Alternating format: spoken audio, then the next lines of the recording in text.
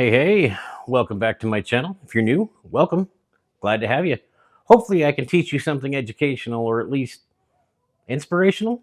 Hey, maybe at least entertaining. So today we have the 2005 Mini Cooper S supercharged 1.6 liter. And it is here for its first timing chain ever. So we're going to walk you through that. Hope you enjoy. Let's get to it.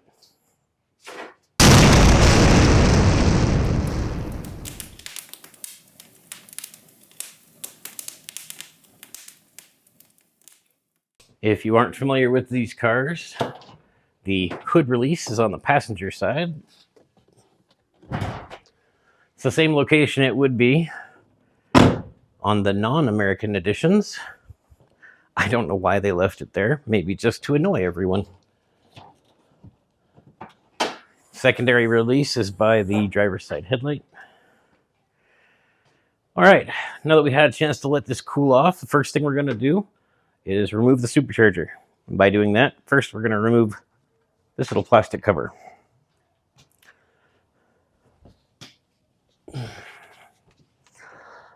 These are T27.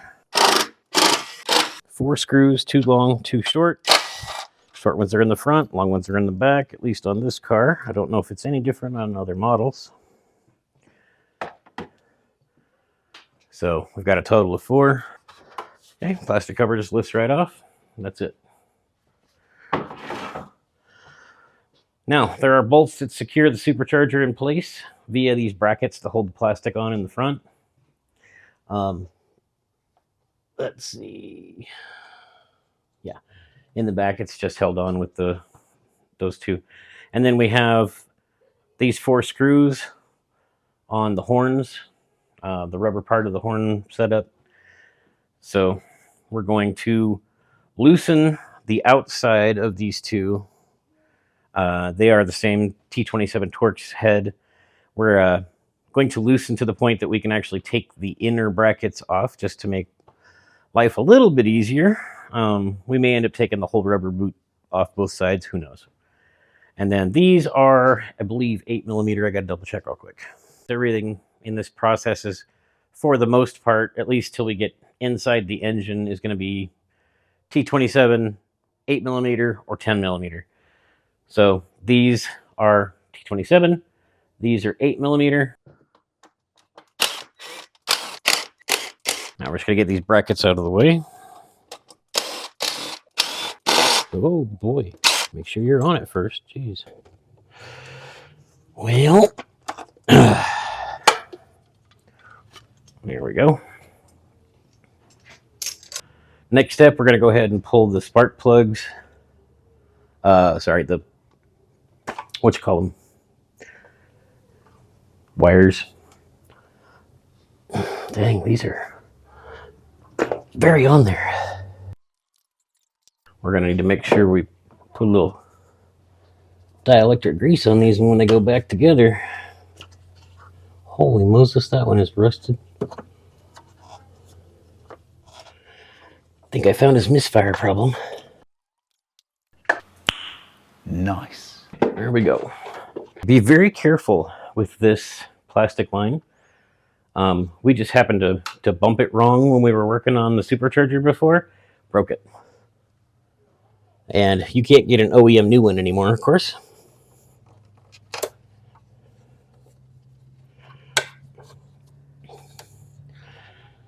So we're just going to leave this guy.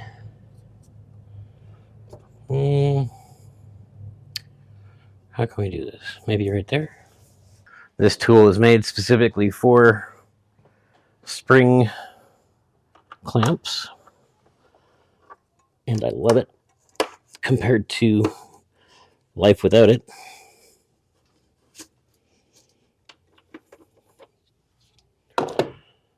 Let's see, is that gonna... No. Try to get in behind this. Oh my God. This hose is very, very brittle.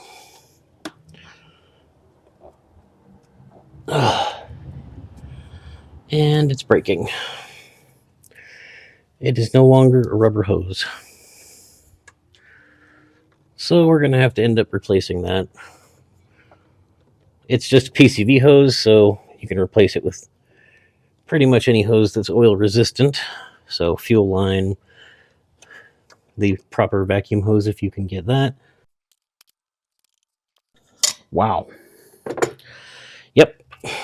That is definitely not a rubber hose anymore.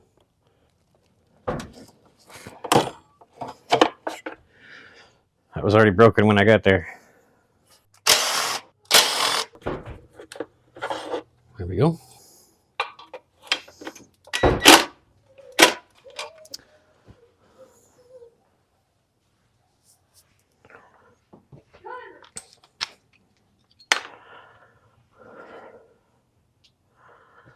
What did I do with the short extension?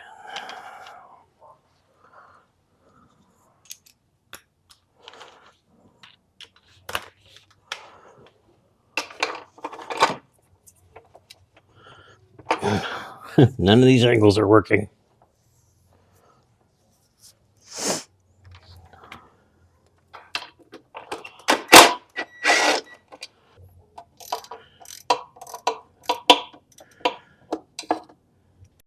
All right, well, I snuck in there with this guy. That's slow.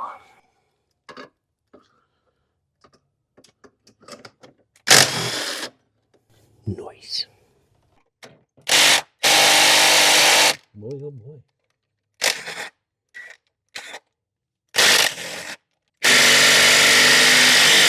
Wow. It's got some torque on it.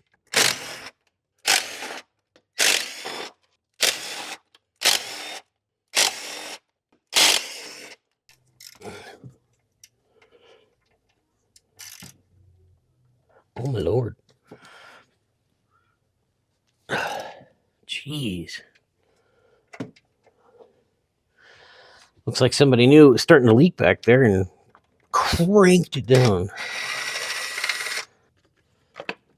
Okay. We got movement. That's good.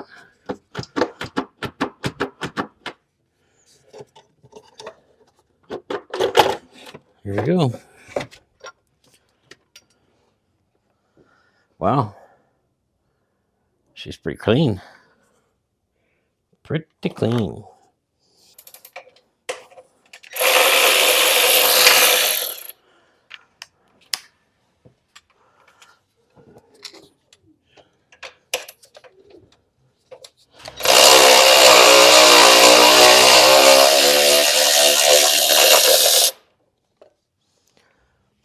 All right. Yep, that's 17. And that just allows this to get out of the way.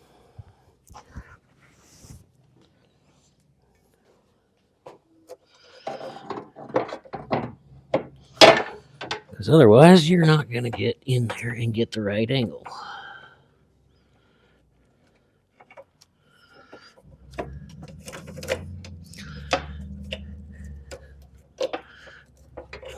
Seriously. Okay, everything's making me angry here.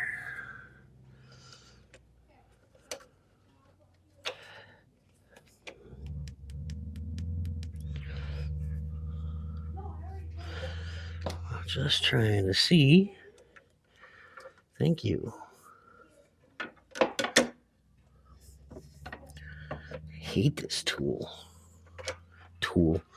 It's a joke to even call it a tool. Oh my god. Give me this damn bolt.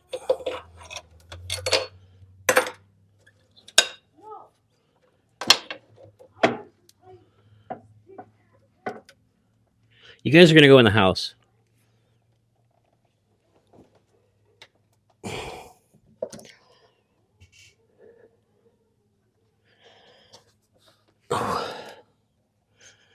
How the hell? What the hell? Oh, yeah, you're supposed to pin it. I forgot about that.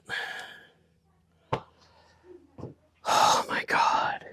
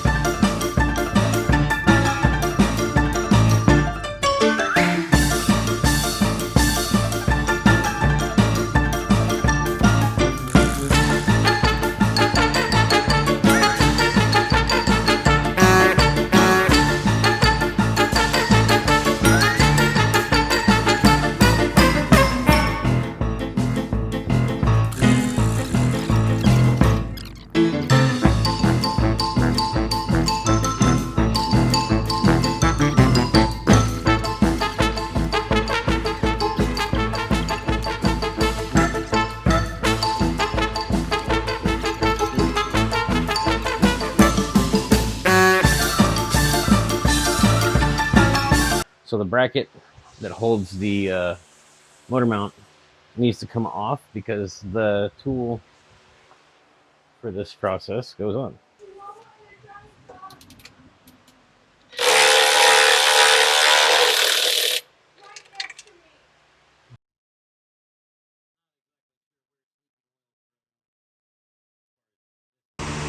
There we go, much nicer looking. And since I have to open that, and that, well, it needs to be cleaned anyway. Well, judging by the multiple paint marks, somebody reused the same bolt more than once. So, that's fun. I have a feeling that this is not keyed, and not only that, it's clearly not an OEM weighted harmonic balancer, so not really sure how much attention I need to pay to putting that back on where it was. So I don't know if I want to or not.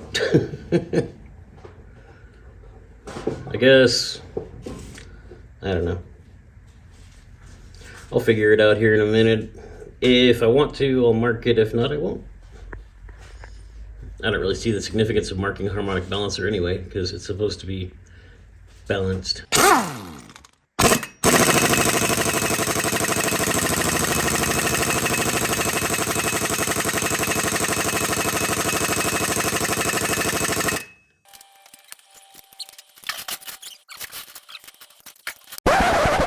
It was at this moment that he knew. He fucked up.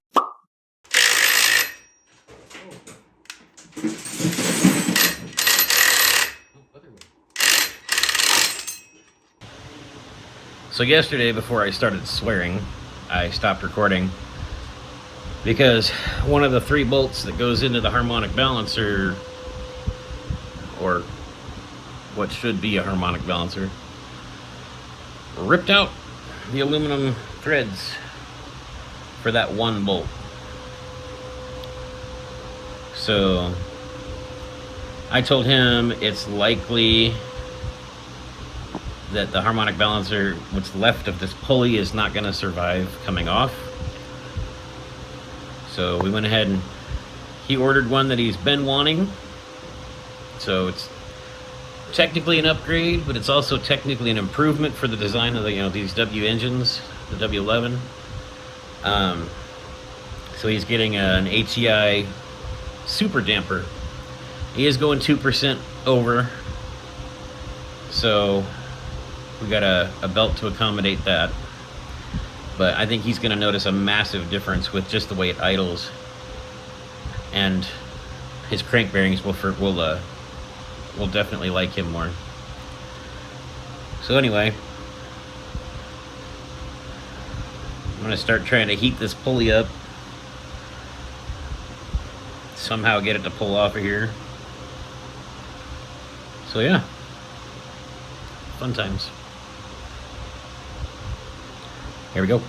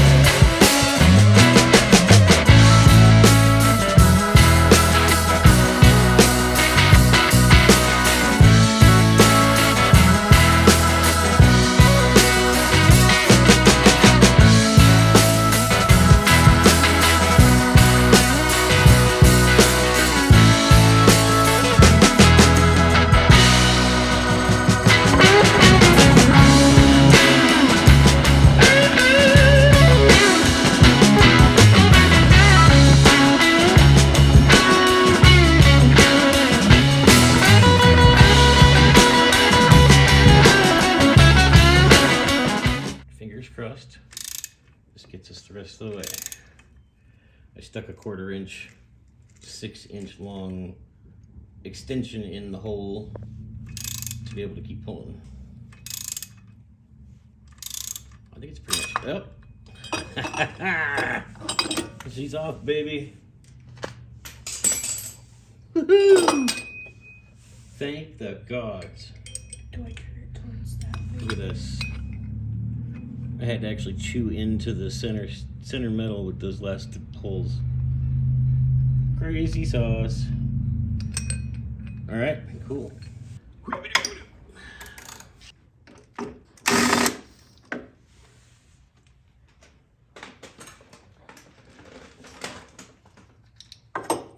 we go. Can you hear that? The next step is to remove the belt tensioner, and we actually did that in another video. I'll try to link it up here.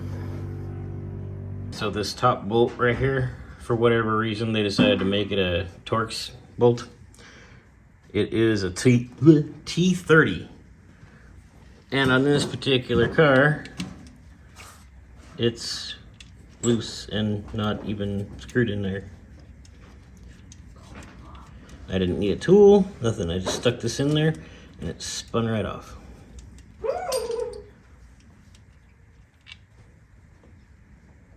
All of the bolts in the timing cover are off, so is the pulley, which we're gonna have to replace because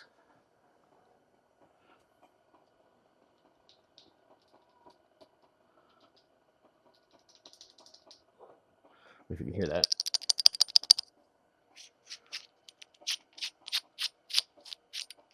Yeah, it's seen better days. So, yeah. Timing marks. So, right here is the stamped timing mark on the gear.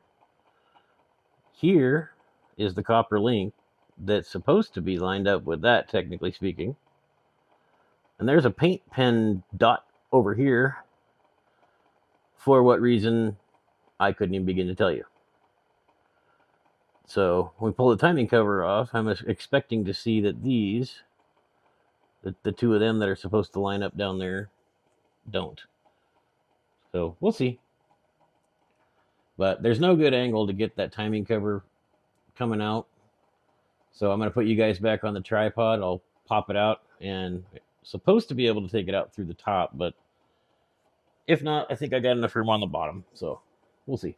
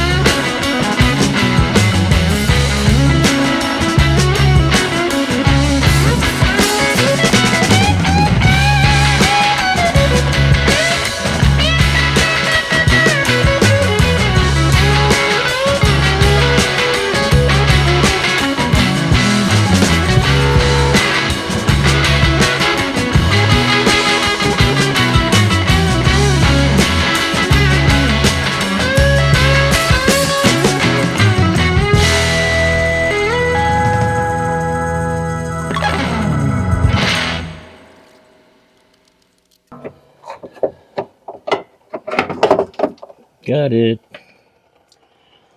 Pain in the butt.